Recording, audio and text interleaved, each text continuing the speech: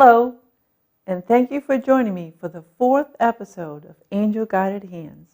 I'm your host, Brenda J. Paquette, and throughout this series, I want to share information on spirituality with you, provide inspirational quotes, and hopefully offer tips as to how you can apply this knowledge to your everyday life. In the first episode, we talked about what spiritual energies are and the importance of raising our energy vibrations. In the second episode, we talked about what angels are and how to communicate with them. In the third episode, we talked about the important tools to have in our spiritual toolbox, like meditation. Another important tool for our spiritual toolbox is forgiveness. So let's talk about forgiveness and how it plays such an important role in our spiritual evolution. The definition of forgiveness is the mental and/or spiritual process of letting go of feeling resentment, indignation, or anger against another person for perceived offense, difference, mistake, or to stop demanding punishment or restitution. Forgiveness can heal individuals, marriages, families, communities, and even entire nations. If you wish to free yourself from pain, suffering, and anguish, then there's only one way. You connect with your higher self and choose forgiveness. Forgiveness is nothing more than the letting go. By letting go and not allowing another's deeds to imprison the soul, the individual experiences a higher state of consciousness and freedom, not yet experienced. In letting go and experiencing forgiveness, a lighter, happier feeling begins to overcome consciousness, and the mind begins to open to new ideas. The shift in consciousness fills the heart and soul with new hope. Forgiveness is the key to transformation. Unforgiveness towards another person or God or yourself is the most common cause of physical illness. When you can release an unforgiving thought, you're releasing an energy-draining vampire. Forgiveness depends on willingness, not timing. Fortunately, all forgiveness needs is a tiny instant of willingness, and that's enough of an opening to invoke healing. When you forgive, you release artificial judgment of yourself as well as others. You lighten up. You don't cling to negative experiences that resulted from decisions that you made while you were learning. That's regret. You lose power when you regret. A spiritually evolved human being has clarity in their perception and thinking. Clarity is the ability to see the soul in action in the physical world. It results from choosing to learn through wisdom instead of through fear and doubt. Clarity allows you to experience your fellow humans with compassion instead of with judgment. Forgiveness is both a decision and a real change in emotional experience. That change in emotion is related to better mental and physical health. When someone says or does something that is hurtful, we tend to hold on to that hurt and hold ill will towards the person. From that standpoint of psychic energy, this is a mistake. Carrying an emotional hurt encourages and feeds the negative thoughts and feelings that we have about it. And this sense of hurt permeates our space. Like attracts like.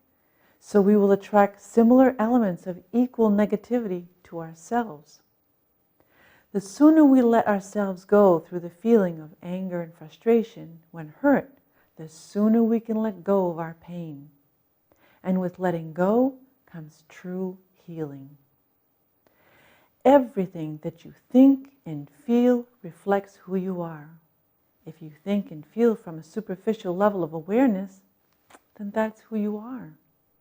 Then dive deeper into yourself to get to that place where you are love, compassion, trust, and truth. You have to follow the path of your present responses. Someone who feels unloved can still find love in the purest form, but they will have to work through the layers of resistance that blocks the feeling of pure love. Your present emotions reflects the present state of your nervous system with all its imprints. Whenever you have an experience, these imprints enter into your response, which meant that most of your reactions are echoes from the past, and you're not really living in the present. However, at least you're reacting in the present, and that is where the search for your true self begins. Your emotion is the most present-centered thing you have. An emotion is a thought linked to a sensation. The thought is usually about the past or the future, but the sensation is in the present. When we deny ourselves the immediate experience of an emotion, a screen of words is put up by the mind, and this throws us out of the present and into either the past or the future.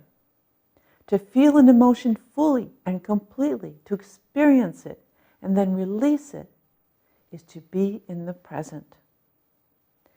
Coming to the moment of putting your attention on the pain allows you to release the pain as soon as it occurs.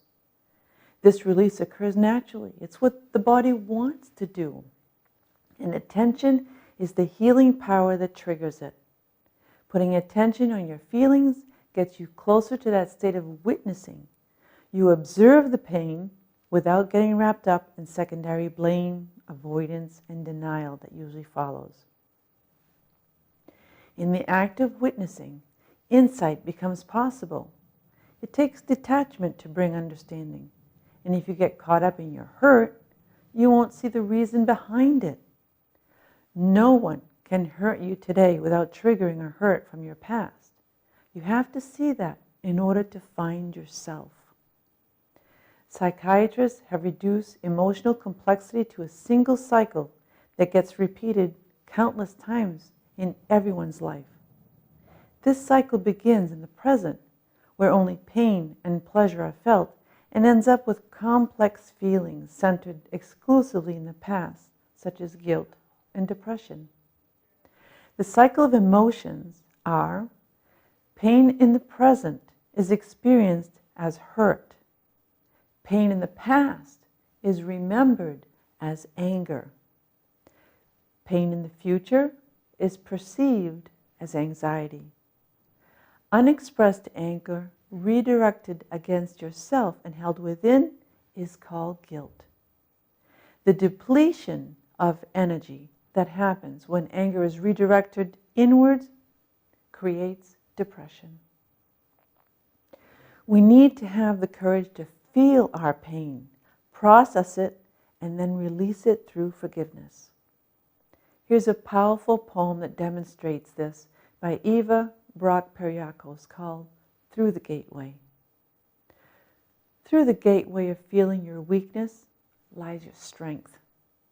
Through the gateway of feeling your pain lies your pleasure and joy. Through the gateway of feeling your fear lies your security and safety. Through the gateway of feeling your loneliness lies your capacity to have fulfillment, love, and companionship. Through the gateway of feeling your hate lies your capacity to love. And through the gateway of feeling your hopelessness lies your true and justified hope. Through accepting the lacks of your childhood lies your fulfillment now. And finally, a beautiful quote from Claire Fraser. When we forgive, we free ourselves from the bitter ties that binds us to the one who hurt us. Forgiveness brings healing first to self, and in turn helps to spread this consciousness to all of humankind. For more information on this topic and others like it, visit angelguidedhands.com. Thank you so much for tuning in. I'm your host, Brenda J. Paquette, and we'll see you next time on Angel Guided Hands. Have a wonderful day.